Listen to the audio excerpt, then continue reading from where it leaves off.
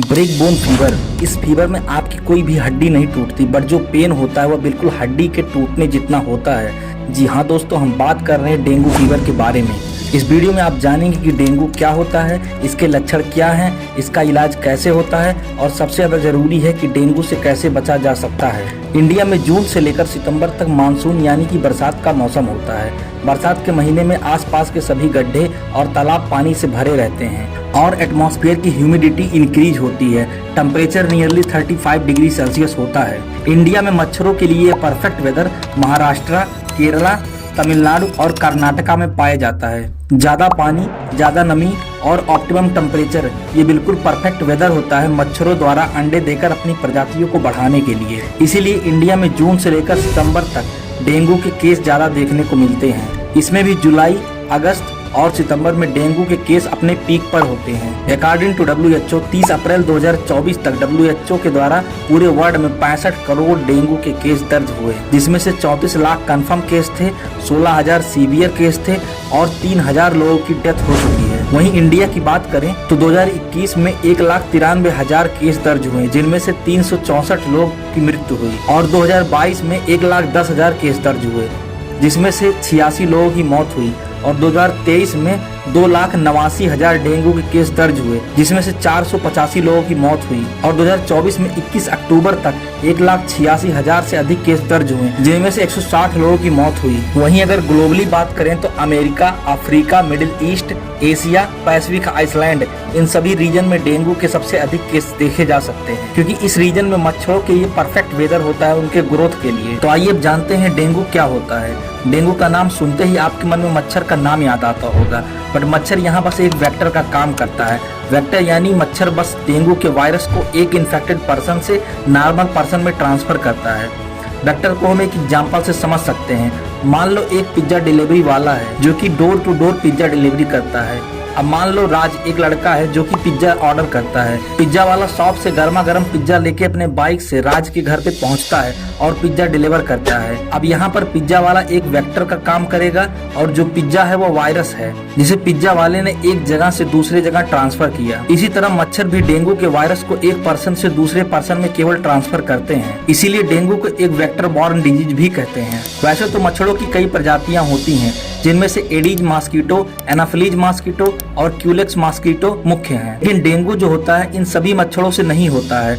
Dengue केवल Aedes mosquito से होता है और एडीज मॉस्किटो में भी फीमेल मॉस्किटो के काटने से ही होता है। बेसिकली एडीज मॉस्किटो के भी 2 जीन्स होते हैं। नंबर 1 एडीज एजिप्टाई, जिसे येलो फीवर मॉस्किटो भी बोलते हैं, और नंबर 2 एडीज एल्बोपिक्टस, जिसे एशियन टाइगर मॉस्किटो कहते हैं। इन एडीज मॉस्किटो से केवल डेंगू ही नहीं बल्कि चिकनगुनिया और जीका जैसे खतरनाक बीमारियां भी होती हैं। वैसे तो डेंगू जिस वायरस से होता है वह फ्लेविवायरिडी फैमिली से बिलोंग करता है, जिसे DENV से डिनोट किया जाता है। और यह डेंगू वायरस 4 प्रकार के होते हैं: DENV1, DENV2, DENV3 और DNV4। यह चारों ही टाइप के वायरस जो होते हैं बहुत खतरनाक होते हैं, क्योंकि ये सिंगल स्ट्रैंड RNA के बने होते हैं। तो चलिए अब जान लेते हैं कि डेंगू वायरस एक इन्फेक्टेड पर्सन से नॉर्मल पर्सन में कैसे फैलता है और इसमें मच्छर एक वेक्टर की तरह कैसे काम करता है। मान लो एक मच्छर है जिसके अंदर डेंगू वायरस पहले से है। अब आप सोच रहे होंगे कि मच्छर में डेंगू का वायरस पहले से कैसे आया, तो इसका आंसर अभी थोड़ी देर में आपको मिल जाएगा। अब यही मच्छर किसी हेल्दी पर्सन को बाइट करता है तो यह वायरस मच्छर से होता हुआ उस हेल्दी पर्सन के ब्लड में ट्रांसफर हो जाता है। अब जब यह वायरस ह्यूमन के ब्लड में पहुंच गया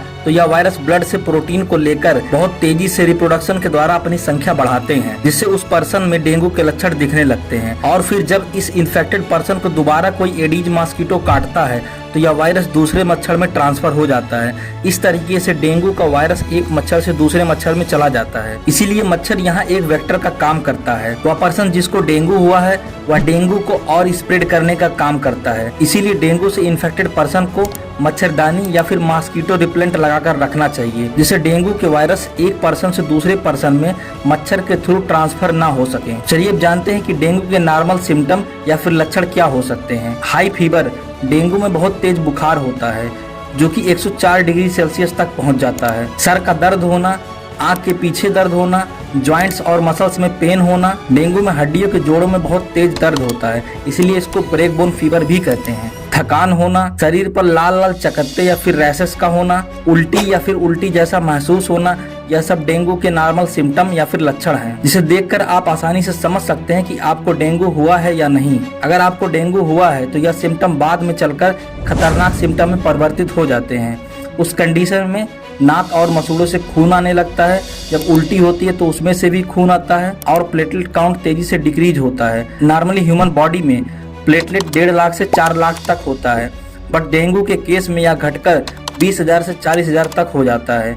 इस कंडीशन में तुरंत डॉक्टर से संपर्क करना चाहिए। वैसे तो डेंगू का खास कोई ट्रीटमेंट नहीं है, इसके सिम्टम को ही ट्रीट करके इस बीमारी को 1 से 2 हफ्ते में ठीक किया जा सकता है। आइए इसे पॉइंट वाइज समझते हैं। Point number 1, drink enough water. Dengue की कंडीशन में उल्टी और तेज बुखार के कारण आपके शरीर में तेजी से पानी की कमी होती है। इस पानी की कमी को पूरा करने के लिए ORS, नारियल का पानी, सूप और तरल चीजें लेनी चाहिए, जिससे आपका शरीर हाइड्रेट रहे। Point number 2, high fever. अगर आपको बहुत तेज बुखार है तो केवल पैरासीटामॉल ले सकते हैं। डेंगू में आइबुप्रोफेन और एस्प्रिन कभी नहीं लेना चाहिए, क्योंकि ये हमारे खून को और पतला बनाता है, जिससे ब्लीडिंग के चांस और बढ़ जाते हैं। Number 3, decrease platelet count. Dengue की कंडीशन में प्लेटलेट बहुत तेजी से डिक्रीज होता है, इसलिए समय समय पर खून की जांच करवाते रहें और प्लेटलेट काउंट कम होने पर तुरंत डॉक्टर से संपर्क करें। दोस्तों, अभी तक आपने जाना कि डेंगू का कोई खास ट्रीटमेंट नहीं है और इससे बचाव ही इसका ट्रीटमेंट है। तो चलिए जानते हैं कि डेंगू के एडीज मॉस्किटो से कैसे बचा जा सकता है। आइए इसी पॉइंट वाइज समझते हैं। पॉइंट नंबर 1,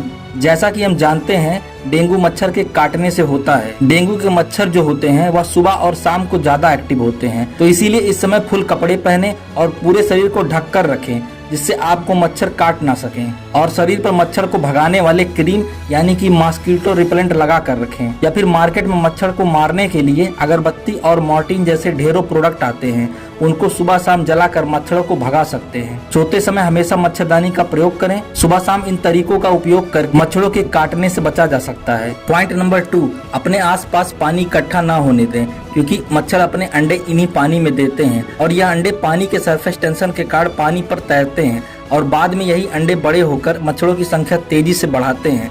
फिर यही मच्छर आपको काटकर बीमार करते हैं। इसलिए घर में कहीं भी पानी बहुत दिन तक इकट्ठा ना होने दें। यह पानी कहीं भी हो सकता है, जैसे कि कूलर में बहुत दिन से इकट्ठा हुआ पानी, घर के पास किसी गड्ढे का पानी या फिर गमले का पानी, जानवर को पिलाने के लिए रखा हुआ पानी। इन सब जगह पर डेली साफ करते रहें और पानी में टाइम टू टाइम ऑयल डालते रहें, क्योंकि ऑयल जो होता है पानी के सरफेस टेंशन को कम करता है, जिससे पानी के सरफेस पे उपस्थित मच्छरों और अंडे और लार्वा पानी में डूबकर नष्ट हो जाते हैं। याद रखिए, एक मच्छर भी आपकी सेहत को खराब करने के लिए काफी है। इसीलिए इस वीडियो को अपने दोस्तों और परिवार के साथ शेयर करें, क्योंकि जागरूकता ही डेंगू से लड़ने का सबसे बड़ा हथियार है। अगर आपको पहले कभी डेंगू हो चुका है तो अपना अनुभव हमारे साथ कमेंट में साझा कर सकते हैं। हमारा एक उद्देश्य है कम समय में अच्छे से अच्छा इन्फॉर्मेशन प्रोवाइड करना, तो इसीलिए हमारे चैनल को सब्सक्राइब कर लें। और नेक्स्ट वीडियो आप किस टॉपिक पर देखना चाहते हैं कमेंट में जरूर बताएं। मिलते हैं नेक्स्ट वीडियो में।